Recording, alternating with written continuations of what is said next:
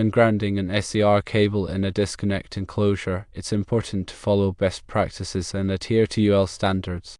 UL Standard 508 for electrical panel boards mandates that equipment grounding conductors be connected to a specified grounding terminal or terminals. The grounding terminal specifically designated for equipment grounding conductors is the one located next to the neutral bus.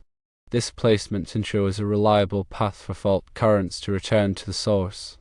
Using the lock next to the neutral for the equipment grounding conductor guarantees that the fault path isn't dependent on the bonding screw, which could potentially loosen or corrode over time, compromising the grounding connection. The grounding terminal next to the neutral bus is continuous with the grounding terminals at the bottom of the bus. Consequently, connecting the equipment grounding conductor to either the line side or the bottom lugs of the bus doesn't make a difference in terms of electrical continuity. Bond screws themselves do not possess an ampacity rating. However, their installation must strictly adhere to the manufacturer's instructions to guarantee a secure and proper connection. In situations where the manufacturer's instructions explicitly specify using the supplied lug in the threaded hole for the ground connection, this practice is deemed acceptable. It ensures a secure and reliable connection to the panel board enclosure. Square DQO disconnects obtain UL listing when installed in accordance with the manufacturer's instructions. This encompasses grounding the equipment grounding conductor to the designated grounding terminal, which, as previously stated, is the lug position next to the neutral bus. To further clarify the concept of grounding, it is beneficial to delve into the fundamental principles and requirements outlined in the National Electrical Code, or NEC.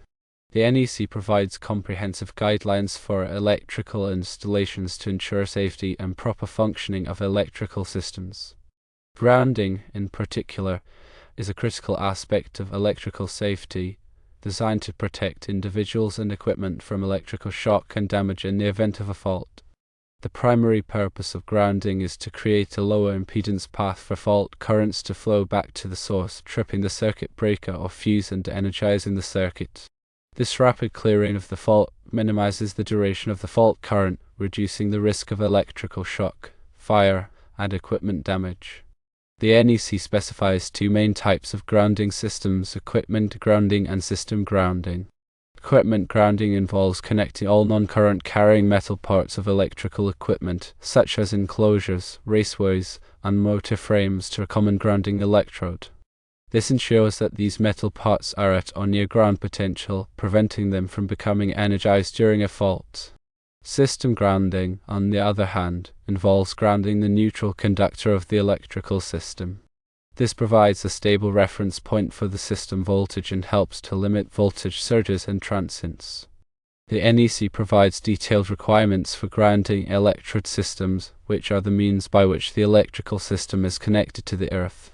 Common grounding electrodes include metal underground water pipes, ground rods, and concrete encased electrodes, also known as UFO grounds. The NEC specifies the minimum size and installation requirements for these electrodes to ensure that they provide an effective grounding path. In addition to grounding electrodes, the NEC also addresses the requirements for grounding conductors, which are the wires that connect the equipment and system grounding systems to the grounding electrode. The NEC specifies the minimum size of grounding conductors based on the size of the overcurrent protection device in the circuit. Proper grounding is essential for the safe and reliable operation of electrical systems. Failure to properly ground electrical equipment can result in serious hazards, including electrical shock, fire, and equipment damage. Therefore, it is crucial to follow the NEC requirements and manufacturer's instructions when installing and maintaining grounding systems. Returning to the specific scenario of grounding an SCR cable in a disconnect enclosure, it is important to understand the role of the neutral bus and the grounding terminals in providing a safe and effective grounding path. The neutral bus is a conductive bar that serves as the common connection point for the neutral conductors of the electrical circuits. It is typically bonded to the enclosure of the disconnect, providing a path for fault currents to flow back to the source. The grounding terminals are specifically designed for connecting equipment grounding conductors to the enclosure. These terminals are typically located near the neutral bus and are designed to provide a low impedance connection to the enclosure. When grounding an SCR cable, the equipment grounding conductor should be connected to the designated grounding terminal, which is typically the lug next to the neutral bus. This ensures that the fault path does not rely on the bonding screw, which may loosen or corrode over time. The bonding screw is a screw that connects the neutral bus to the enclosure. While it provides a path for fault currents to flow back to the source, it is not as reliable as a dedicated grounding terminal. The ampacity requirement for a bond screw is not specified in the NEC, as it is not intended to be the primary path for fault currents. However, it is important to ensure that the bonding screw is properly installed and tightened to provide a secure connection. In cases where the manufacturer's instructions specify using the supplied lug in the threaded hole for the ground connection, this is acceptable as it provides a secure and reliable connection to the panel board enclosure. However, it is important to ensure that the lug is properly sized for the equipment grounding conductor and that it is installed according to the manufacturer's instructions. Finally, it is important to understand the UL listing requirements for disconnects and other electrical equipment. UL listing indicates that the equipment has been tested and found to comply with UL safety standards. Square DQO disconnects are UL listed when installed according to the manufacturer's instructions. This includes grounding the equipment grounding conductor to the specified grounding terminal, which is the lug next to the neutral bus. By following these best practices and adhering to UL standards, you can ensure that your electrical systems are properly grounded and safe to operate. Now let's delve a little deeper into the specific components and their functions within the context of grounding in a service disconnect. We'll focus on the neutral bus, the equipment grounding conductor, and the bonding connections. The neutral bus serves as a central distribution point for the neutral current within the electrical system. It's typically a metallic bar, often made of copper or aluminum, providing a low impedance path for the return of current from branch circuits back to the source, which is usually the transformer. In a properly grounded system, the neutral bus is connected to the grounding electrode system, establishing a reference point at or near earth potential. This connection is crucial for minimizing voltage fluctuations and ensuring a stable voltage supply to the connected loads. The equipment grounding conductor, often referred to as the EGC, is a dedicated conductor used to connect the non-current carrying metallic parts of electrical equipment to the grounding system. This includes enclosures, raceways, and the metal frames of appliances and machinery. The primary function of the EGC is to provide a low impedance path for fault current to flow back to the source in the event of a ground fault. This low impedance path facilitates the rapid operation of overcurrent protective devices such as circuit breakers or fuses, which interrupt the circuit and prevent dangerous voltages from persisting on the metallic parts of equipment. Bonding is the process of connecting together all metal parts that are likely to become energized during a fault. This includes the neutral bus, the equipment grounding conductors, and the metal enclosures of electrical equipment. The purpose of bonding is to create an electrically continuous path, ensuring that all bonded parts are at or near the same potential. This minimizes the voltage difference between different metal parts, reducing the risk of electric shock. Several methods are used to achieve effective bonding, including bonding jumpers, bonding screws, and listed bonding connectors. Bonding jumpers are short lengths of wire used to connect metal parts together. Bonding screws are specifically designed screws with a large head and a serrated underside, providing a secure electrical connection. Listed bonding connectors are connectors that have been tested and certified by a recognized testing laboratory, such as UL, to meet specific bonding requirements. The NEC provides detailed requirements for bonding, specifying the minimum size and type of bonding conductors, as well as the methods for making bonding connections.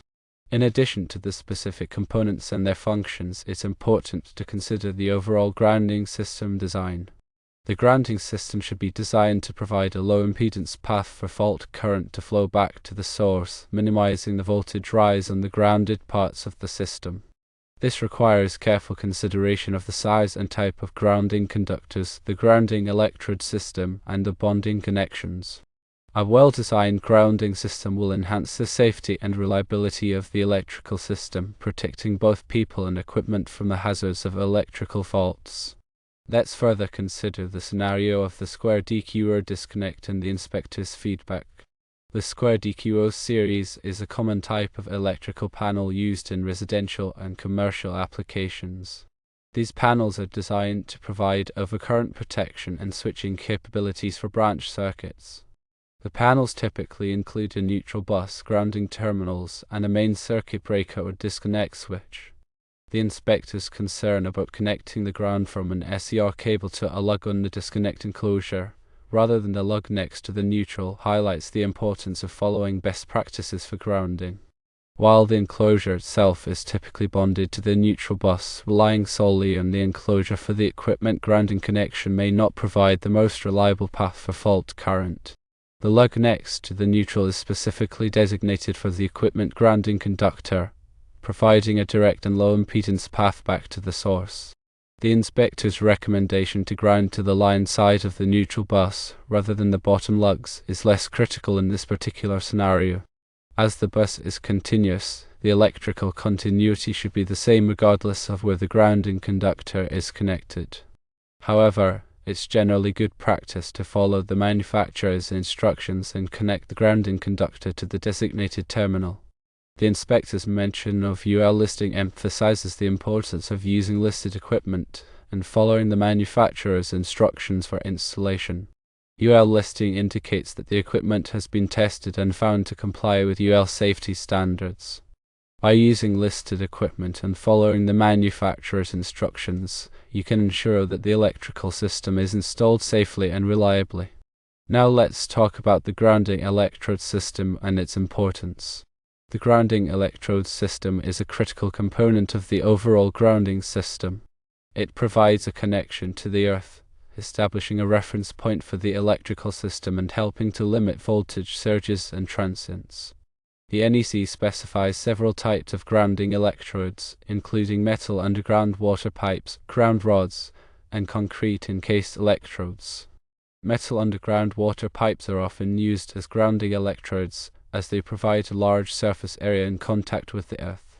However, it's important to ensure that the water pipe is electrically continuous and that it is not interrupted by insulating couplings or other devices. Ground rods are another common type of grounding electrode. They are typically made of copper or copper-clad steel and are driven into the ground. The NEC specifies the minimum size and number of ground rods that must be used depending on the soil conditions. Concrete encased electrodes, also known as UFO grounds, are grounding electrodes that are encased in concrete. They are typically used in new construction and provide a very effective grounding path. The NEC requires that concrete encased electrodes be at least 20 feet long and be encased in at least 2 inches of concrete. The grounding electrode system must be properly sized and installed to provide an effective grounding path. The NEC provides detailed requirements for the installation of grounding electrodes, including the minimum depth and spacing requirements. In addition to the grounding electrodes, the grounding electrode conductor is also an important component of the grounding electrode system. The grounding electrode conductor connects the grounding electrode to the neutral bus or the equipment grounding bus. The NEC specifies the minimum size of the grounding electrode conductor based on the size of the service entrance conductors. Proper installation of the grounding electrode system is essential for the safety and reliability of the electrical system. A properly installed grounding electrode system will help to protect against electrical shock, fire, and equipment damage. Now let's discuss some common grounding mistakes to avoid. One common mistake is failing to properly bond all metal parts that are likely to become energized. This can create a shock hazard, as different metal parts may be at different potentials. Another common mistake is using undersized grounding conductors. The NEC specifies the minimum size of grounding conductors based on the size of the overcurrent protection device in the circuit. Using undersized grounding conductors can limit the effectiveness of the grounding system and increase the risk of electrical shock. Another mistake is failing to properly install grounding electrodes. The NEC specifies the minimum depth and spacing requirements for grounding electrodes. Improperly installed grounding electrodes may not provide an effective grounding path. Another mistake is relying solely on the metal conduit or raceway for grounding. While metal conduit and raceway can provide a grounding path, it's important to supplement it with a dedicated equipment grounding conductor. This ensures that there is a reliable grounding path, even if the conduit or raceway becomes damaged or disconnected. Avoiding these common grounding mistakes is essential for ensuring the safety and reliability of the electrical system. By following the NEC requirements and best practices, you can minimize the risk of electrical shock, fire, and equipment damage.